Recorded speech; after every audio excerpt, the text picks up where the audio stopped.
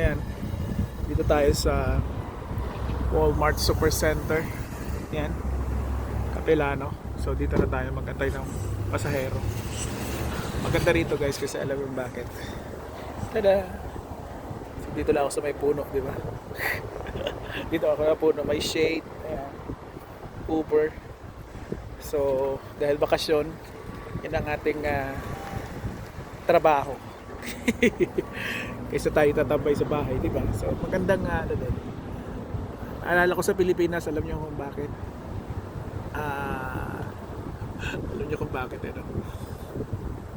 Parang nasa Pilipinas lang din ako kasi pagkatapos kong magturo dati, it's either magbabiyahe ako ng single o di kaya yung anong tawag dyan? Tri-bike. So ganun pa rin dito sa Canada, di ba? Kaya nga lang medyo upgraded tayo ng kaunti. Uber na tayo.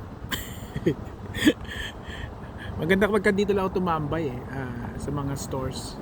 Usually pick up sa stores and then drop off mo lang dyan sa mga community, sa mga kabahayan.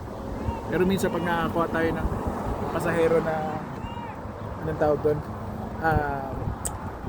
sarado muna natin yung ating pinto. Kasi nakapark tayo malapit sa kalsada. Yan.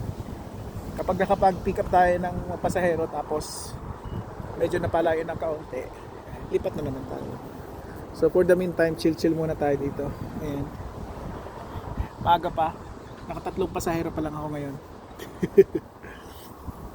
Ganda ng panahon. Ano lang, ano bang temperature? Chinek ko kanina parang 20 degrees. O, diba? 20 degrees. So meron akong sign ng Uber sa harap at meron din ako sa likod. I find it like really important na meron kang sign ng Uber sa likod. Kasi minsan pag nagda-drop ka, like for example sa downtown, talagang siya busy. So yung kalsada dikit-dikit at the same time. So mga buildings mo lang nida-drop. So marirecognize ng mga ano tawag doon, yung mga pasahero mo sa likod. Pasahero, yung mga sasakyan sa likod na nagda-drop off ka ng passenger, diba? So kaya napaka-importante meron kang sign ng Uber sa harap at sa likod. So anyway, yun lang muna guys. Sarap ng panahon dito. Hindi mainit, hindi malamig, tamang-tama lang ang timpla. Tara na tayo